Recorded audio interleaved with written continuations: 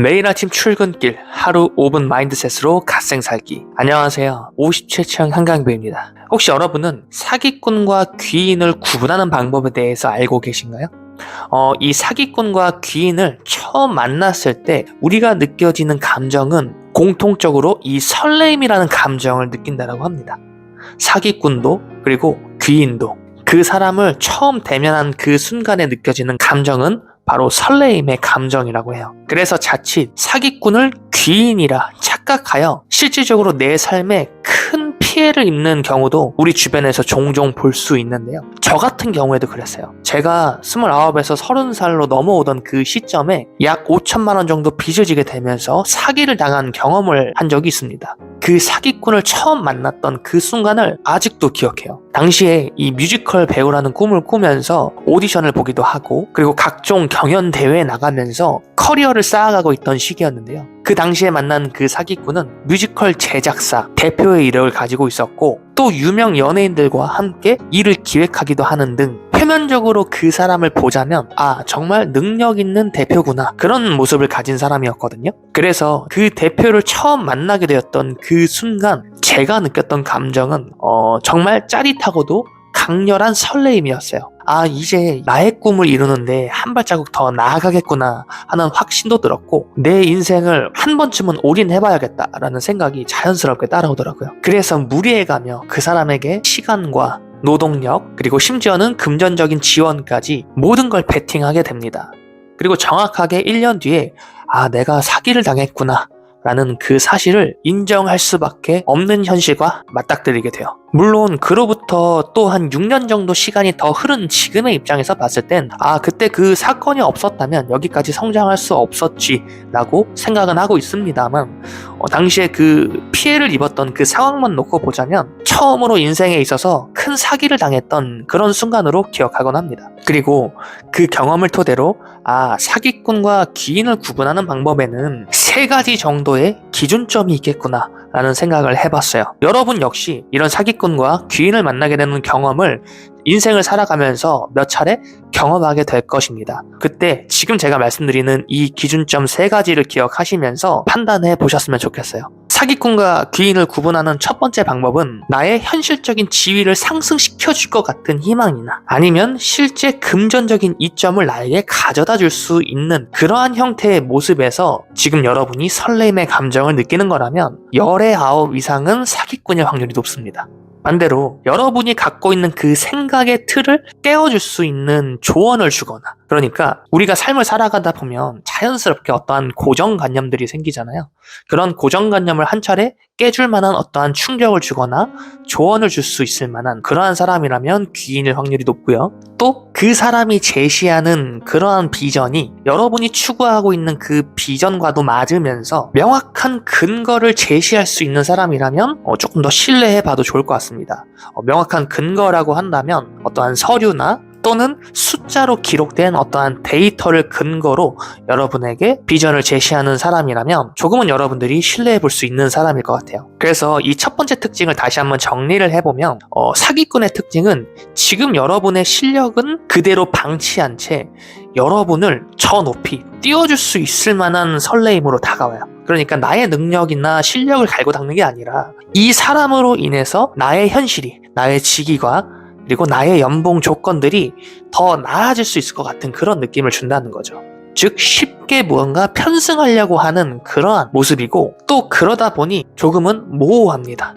무언가 비전을 제시할 때 명확한 숫자를 제시할 수 없거나 서류를 제시하지 않고 무언가 그냥 입으로 뭔가 그냥 말로써 또는 친분으로써 그렇게 대충 넘어가려고 해요. 그래서 그 사람과 만남을 이어가다 보면 여러분 머릿속에 조금은 물음표 같은 것들이 뜰 때가 있거든요. 그런데 그 물음표를 그 사람한테 명쾌하게 답변을 들을 수가 없다. 그러면 높은 확률로 사기꾼일 확률이 높아요. 그리고 두 번째 특징은 만남을 지속하거나 어떠한 일을 지속함에 있어서 점점 여러분의 삶이 마이너스가 되어가는 현실을 마주하게 돼요.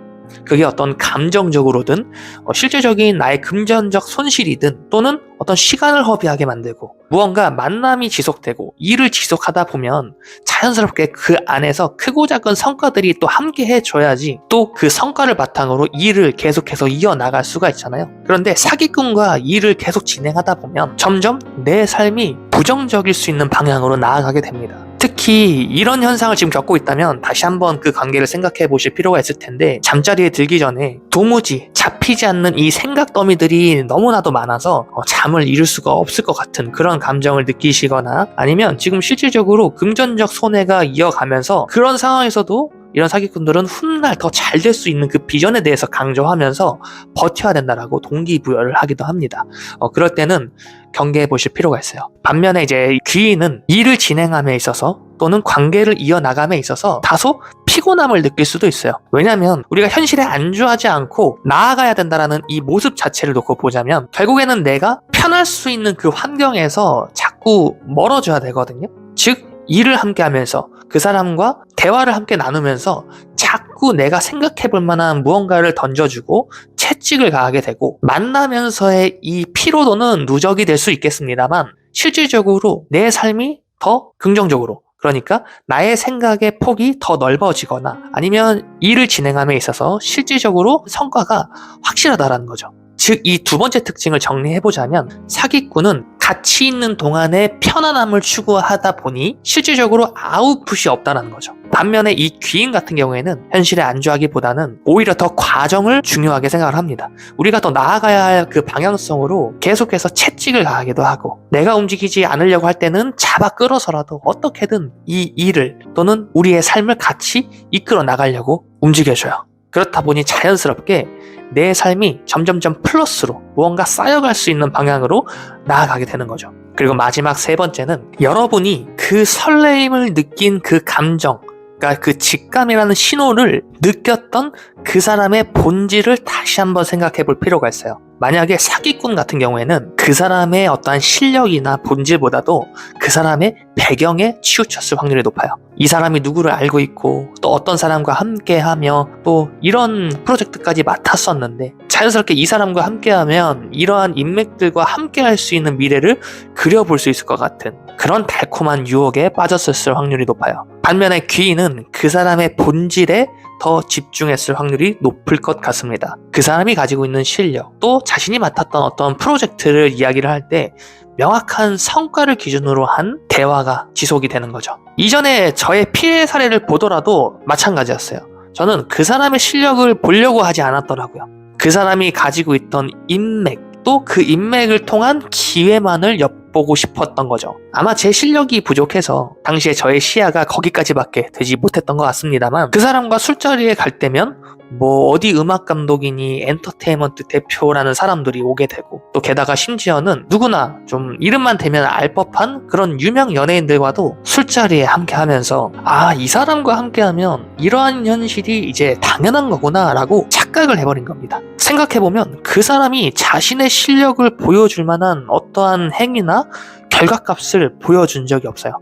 이렇듯 그 사람한테 설레임의 감정을 느꼈을 만한 그 본질을 다시 한번 생각해 볼 수 있는 태도가 필요할 것 같고요. 만약 지금 제가 말씀드렸던 이 세 가지 중에 앞에 두 가지가 의심이 된다 라고 하시는 분들이라면, 지금 마지막에 말씀드렸던 이 세 번째 특징을 한번 체크해 보시기 바라겠습니다. 지금 제가 이 사기꾼과 귀인을 구분할 수 있는 세 가지 기준을 드렸는데, 이 세 가지의 기준의 핵심을 한번 더 짚어보자면 바로 그 직감이 불어오는 신호를 더 명확히 알아볼 필요가 있다는 겁니다. 사기꾼과 귀인을 만났을 때 우리가 처음 느낄 수 있는 그 감정이 설레임의 감정이라고 했어요. 그 설레임의 감정이 이 현실에만 유효할 수 있는 특징이라면 사기꾼일 확률이 높아요. 반면에 본질에 의거한, 그러니까 나의 실력을 높이고 또 나의 생각의 틀을 깨워줄 수 있을 만한 어떠한 이 본질에 가까운 형태에서 불어오는 설레임이라면 여러분 인생에 있어서 아주 귀한 귀인으로 작용할 수 있을 것 같습니다. 오늘 이 세 가지 한번 반드시 체크해 보셨으면 좋겠고요. 마지막으로 오늘 이 세상이 주는 메시지에 대해서 한번 타로 카드 뽑아보고 또 실행 가능한 1cm 행동 미션 제시해드리면서 영상 마무리해 보겠습니다.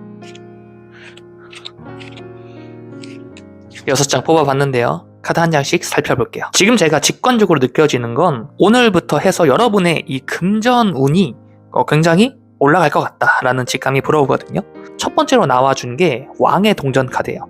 이 동전 중에서도 왕의 단계거든요. 가장 높은 단계입니다. 그리고 더 버터플라이, 고치에서 화려한 날개를 활짝 펴며 이제 날아갈 준비를 하고 있는 나비의 모습이 또 함께 나와줬고, 그리고 여황제 카드가 나와줬는데 풍요의 끝판왕 카드라고 봐주시면 될 것 같아요. 이 물질적으로나 풍요에 있어서는 가장 좋은 카드가 나와준 모습인데, 이 세 장의 카드로 봤을 때 여러분의 금전운이 꽤나 좋은 방향으로 나아갈 수 있겠다라고 보여져요. 근데 지금 아마 여러분은 지금 이와 같은 소식이 아주 좀 기분 좋게 들릴 수 있으실 것 같아요. 지금까지 여러분이 겪었던 그 순간들이 참 고난스러웠다, 고생스러웠다라고 할 수 있는 카드가 보이는 것 같거든요. 10번 칼카드, 말 그대로 죽음을 상징하는 카드가 나와줬습니다. 그런데 타로 카드는 양면의 측면을 다 가지고 있어요.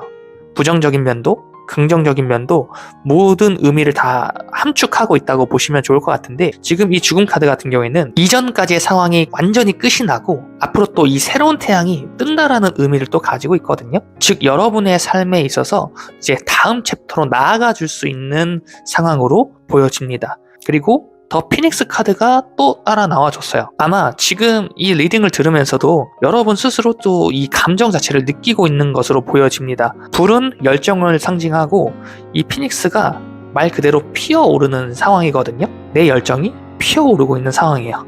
또 강력한 하늘의 운을 상징하기도 합니다. 즉 여러분의 앞으로의 삶에 있어서 흐름 자체가 굉장히 좀 긍정적일 수 있는 흐름으로 나와주고 있고, 그 긍정적인 흐름을 또 하늘의 운이 지지해주고 있는 형태거든요. 그리고 다음에 나와준 카드가 기사의 컵 카드인데, 이 카드가 의미하는 건 말 그대로 흑기사 카드예요. 그리고 컵은 감정을 의미하는데, 이 기사의 모습을 보면 지금 막 달려나가고 있는 모습이거든요. 빠르게 여러분 마음에서 열정을 지펴주고 또 실질적으로 일을 추진할 수 있도록 도와줄 수 있는 조력자가 또 앞으로 여러분의 삶에서 나타나 줄 것으로 보입니다. 그래서 만약에 지금까지의 모습이 고통스러웠고 무언가 잘 풀리지 않는 어떠한 모습 때문에 고민이 많으셨던 분이라면 오늘 이 리딩을 좀 더 믿어주시고 지금 여러분들이 해나가야 할 역할을 또 계속 꾸준히 지속해 주시는 것이 이 다가올 운을 다 잡아가실 수 있는 형태라고 기억해 주시면 좋을 것 같습니다. 그럼 마지막으로 실행 가능한 1cm 행동 미션 제시해드리면서 영상 마무리 해볼 건데요. 오늘의 문장은 다음과 같습니다. 어차피 좋은 것은 반드시 나에게로 온다. 어차피 좋은 것은 반드시 나에게로 온다. 그러니까 지금 고난에 기죽지 마시고 앞으로 더 다가올 이 좋은 것을 기대하시면서 오늘의 삶을 채워가 주셨으면 좋겠습니다. 오늘 이 문장을 오늘을 살아가시면서 10번 외쳐보시면서 여러분의 오늘을 더 성공으로 물들이셨으면 좋겠습니다. 오늘도 잘 해내는 하루가 아니라 나를 버리지 않는 하루면 충분합니다. 오늘도 여러분은 어제와 다른 하루를 선택하셨어요. 그리고 내일 아침 7시 또다시 여러분의 아침을 책임지겠습니다. 지금까지 이훈만 작가의 57층 한강뷰였습니다. 영상 시청해주셔서 감사합니다.